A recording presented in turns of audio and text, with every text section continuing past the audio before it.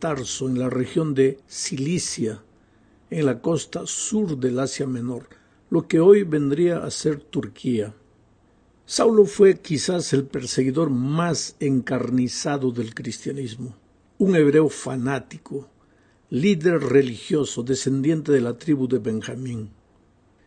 El hecho de haber nacido en Tarso le había dado a Saulo la oportunidad de estar en contacto con una de las culturas más avanzadas de su tiempo. Tarso era una ciudad universitaria que se destacaba por su cultura y su escuela de filosofía. Saulo tenía ciudadanía romana, lo que era un tremendo privilegio en aquellos días. Parecía estar muy bien versado en la cultura y en el pensamiento helenístico. Según la costumbre judía, desde los 5 años, él debía haber aprendido a leer la Biblia hebrea.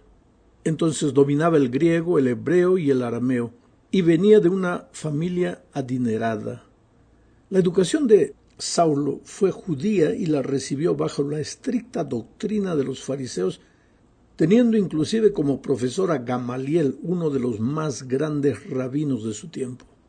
Pablo se daba el lujo de afirmar que él no solo era fariseo, sino discípulo de fariseos. Más tarde, cuando él escribió a los Gálatas en el capítulo 1, versículo 14, él diría: «Y en el judaísmo aventajaba a muchos de mis contemporáneos en mi nación, siendo mucho más celoso de las tradiciones de mis padres». Ese era Saulo de Tarso. El relato de su conversión se presenta 3 veces en el libro de los Hechos de los Apóstoles, en los capítulos 9, 22 y 26. Cada relato presenta detalles que tal vez los otros no mencionan. Sería bueno que leyeras los 3 relatos de la conversión de Saulo para tener una visión completa de lo que Dios hizo en la vida de este hombre. En el capítulo 9, que es el objeto de nuestro estudio esta semana, veremos los 4 encuentros que Saulo tuvo que vivir para llegar a ser el siervo de Dios que llegó a ser. Su primer encuentro fue con Jesús. Esta es la segunda parte de nuestro estudio en esta semana. Sabes, nadie puede ser cristiano si no se encuentra con Jesucristo. Existe el peligro de tener un encuentro con la teoría del Evangelio y creer que eso significa haberse encontrado con Jesús, pero no es así. El encuentro con Jesús es algo personal, una experiencia viva que echa por tierra tu gloria y hace por ti lo que tú no puedes hacer por ti mismo. El encuentro de Saulo con Jesús sucedió mientras él iba camino de Damasco. Charles Spurgeon, extraordinario evangelista del siglo XVIII, decía que habiendo sido Saulo de Tarso una persona muy importante en sus días, seguramente iba montado todo orgulloso y soberbio en un caballo muy alto. Pero Dios solo necesitó unos pocos segundos para colocarlo en su debido lugar. Así son siempre las cosas con Dios. Él tiene un plan para cada vida y tiene también su tiempo exacto para hacer las cosas. No te desesperes si tú tienes un familiar, un amigo, una persona conocida, dura contra el Evangelio, a veces burlona, se ríe de cualquier cosa que le hables acerca de Jesucristo. Dios tiene su tiempo y lo va a colocar en su lugar en algún momento. Así es, así son las cosas con Dios. Saulo era sin duda ninguna un hombre sincero. Perseguía con toda sinceridad al pueblo de Dios, solo que sinceridad no es sinónimo de estar en lo correcto. Es posible estar sinceramente equivocado, y Saulo lo estaba. Solo entendió su triste situación aquel día camino de Damasco. Era mediodía, y de repente, a pesar de la luz del sol, apareció una luz mucho más brillante.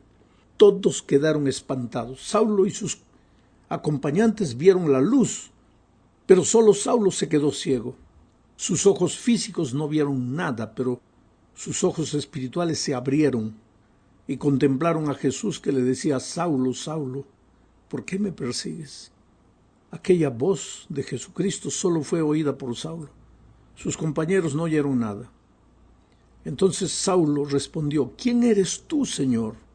Yo soy Jesús, a quien tú persigues, le dijo la voz. Pobre Saulo.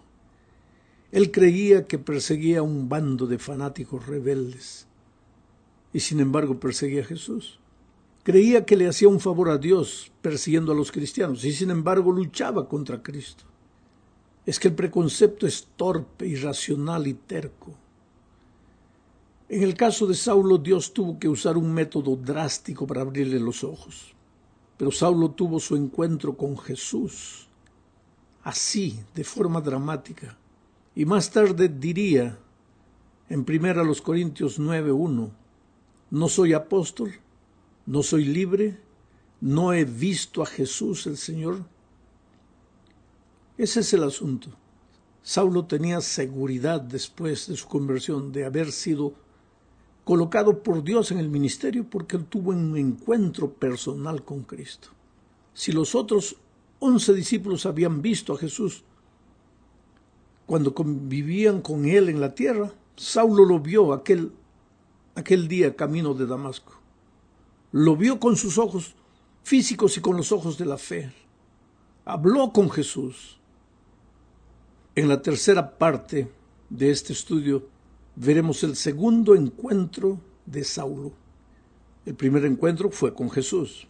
El segundo encuentro fue con Ananías. Después de haberse encontrado con Jesús, Saulo necesitaba encontrarse con la iglesia de Dios. Por favor, querido, no digas que te has encontrado con Jesús si no estás en su iglesia. La iglesia no salva a nadie. La iglesia está formada por un grupo de pecadores arrepentidos, perdonados y transformados por Jesús y en camino de perfección. Pero sus miembros siguen siendo seres humanos, sujetos a tentaciones y muchas veces a caídas. Por eso la iglesia es imperfecta. La iglesia no salva a nadie. La salvación se encuentra solo en Cristo. Pero después de haberte encontrado con Jesús, después de haber preguntado ¿quién eres tú, Señor?, debes hacer la siguiente pregunta. ¿Y cuál es la siguiente pregunta? Leamos Hechos 9:6. Él, refiriéndose a Saulo, temblando y temeroso, dijo: Señor, ¿qué quieres que yo haga? Y el Señor le dijo: levántate y entra en la ciudad, y se te dirá lo que debes hacer. Ahora yo te pregunto, ¿no podría Jesús personalmente haberle dicho lo que tenía que hacer Saulo? Claro que podía, pero prefirió que la iglesia lo hiciera. Por eso le ordenó ir a Damasco y encontrarse con Ananías, un miembro de su iglesia. El relato dice en Hechos 9:8 al 18. Voy a leer todo el texto. Entonces Saulo se levantó de la tierra, y abriendo los ojos no veía a nadie, así que llevándole por la mano le metieron en Damasco, donde estuvo 3 días sin ver, y no comió ni bebió. Había entonces en Damasco un discípulo llamado Ananías, a quien el Señor dijo en visión: Ananías. Y él respondió: heme aquí, Señor. Y el Señor le dijo: levántate y ve a la calle que se llama Derecha, y busca en casa de Judas a uno llamado Saulo de Tarso, porque he aquí él ora y ha visto en visión a un varón llamado Ananías, que entra y le pone las manos encima para que recobre la vista. Entonces Ananías respondió: Señor, he oído de muchos acerca de este hombre, cuántos males ha hecho a tus santos en Jerusalén, y aún aquí tiene autoridad de los principales sacerdotes para prender a todos los que invocan tu nombre. El Señor le dijo: ve, porque instrumento escogido me es este para llevar mi nombre en presencia de los gentiles y de reyes y de los hijos de Israel, porque yo le mostraré cuánto le es necesario padecer por mi nombre. Fue entonces Ananías y entró en la casa, y poniendo sobre él las manos dijo: hermano Saulo, el Señor Jesús, que se te apareció en el camino por donde venías, me ha enviado para que recibas la vista y seas lleno del Espíritu Santo. Y al momento le cayeron de los ojos como escamas, y recibió al instante la vista, y levantándose fue bautizado. En este relato que acabo de leer hay muchos datos interesantes. Primero, Ananías tenía miedo de ir a visitar a Saulo porque lo conocía bien, sabía que era un perseguidor. No quiso ir al comienzo. Y Jesús le dijo: ve, porque Él es instrumento escogido para mí. Sabes que nosotros los seres humanos marcamos con facilidad a las personas, pero para Dios no hay nada imposible. A veces, cuando yo era muchacho y viajaba con mis compañeros de estudio a hacer evangelismo, mientras caminábamos por las ciudades, nos mirábamos unos a los otros, mirábamos a las personas y decíamos, mira, ese que están dando ahí va a ser el futuro anciano de la iglesia aquí. Ese va a ser el diácono, esa va a ser la directora de la escuela sabática. Porque nosotros, en nuestro entusiasmo de muchachos, veíamos el potencial de esos hombres, esas personas a quienes Dios podría llamarlos para ser instrumentos poderosos en su iglesia. Cada noche cuando hago evangelismo y hago un llamado y las personas vienen adelante, a veces yo las miro en los ojos y le digo, tú no tienes idea de lo que vas a hacer en las manos de Dios, transformado por su poder. Tú podrás ser un predicador del evangelio, un anciano de la iglesia, un líder, un director de jóvenes. Y efectivamente a veces años después me encuentro con la gente y me dice, pastor, usted me dijo eso y ahora es verdad, yo soy anciano de iglesia. Por eso no debemos hacer como Ananías, marcar a las personas por peores que nos parezcan y decir, no, para ese no hay salvación. ¿Cómo que no hay salvación? Dios es Dios. Dios puede transformar cualquier corazón. Otra cosa que me impresiona es que Dios no hace las cosas solo. Él podría haberle dado la orden personal a Saulo de Tarso para que hiciera lo que tendría que hacer, pero lo mandó a Ananías, porque Dios dirige a sus hijos a través de su iglesia. El Espíritu de Profecía dice que Dios no dirige un hombre aquí, otro allá, sino que Dios dirige un cuerpo organizado, una iglesia organizada. Pastor, pero si la iglesia tiene defectos, claro, la sierva del Señor dice débil o defectuosa como la iglesia de Dios puede ser en esta tierra. Es la niña de los ojos de Dios, tiene defectos, tiene errores, es débil, pero es la niña de los ojos de Dios y hay que respetarla. Y otra cosa, otro pensamiento más. Cuando Pablo se encontró con Ananías, enseguida fue bautizado. Por favor, no me digas que te has encontrado con Cristo, te has encontrado con su iglesia y no quieres ser bautizado. Y si no te has bautizado, haz planes para hacerlo inmediatamente. Vamos a la cuarta parte de la lección. Aquí veremos el encuentro de Saulo. Este es el tercer encuentro.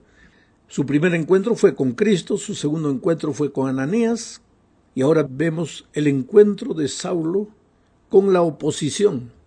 Porque de ser un cazador de cristianos, Saulo pasó a ser la presa, pasó a ser cazado por los enemigos del cristianismo. Solo que antes parece que Saulo se dirigió a Arabia. Después de hablar con Ananías se fue al desierto de Arabia y pasó allí un tiempo a solas con Jesús. Necesitaba aprender. La sierva de Dios dice en Hechos de los Apóstoles, página 103, lo siguiente. Allí, en la soledad del desierto, Pablo tenía amplia oportunidad para estudiar y meditar con quietud. Sí, mi querido hermano, Pablo mismo relata esa experiencia de este modo cuando escribe a los Gálatas, capítulo 1, versículos 13, 15, 17 y 18. Dice, porque ya habéis oído acerca de mi conducta en otro tiempo en el judaísmo, que perseguía sobremanera a la iglesia de Dios y la asolaba. Pero cuando agradó a Dios, que me apartó desde el vientre de mi madre y me llamó por su gracia, fui a Arabia y volví de nuevo a Damasco. Después, pasados 3 años, subí a Jerusalén para ver a Pedro y permanecí con él 15 días. Interesante, fue después que regresó a Damasco, después de haber estado en el desierto, que las cosas se pusieron feas para Pablo, ahora ya no más Saulo de Tarso. El texto bíblico narra la oposición de esta manera. Hechos 9, 21 al 25. Y todos los que le oían estaban atónitos y decían, ¿no es este el que asolaba en Jerusalén a los que invocaban este nombre? Y a eso vino aquí, para llevarlos presos ante los principales sacerdotes. Pero Saulo mucho más se esforzaba y confundía a los judíos que moraban en Damasco, demostrando que Jesús era el Cristo. Pasados muchos días, los judíos resolvieron en consejo matarle, pero sus acechanzas llegaron a conocimiento de Saulo y ellos guardaban las puertas de día y de noche para matarle.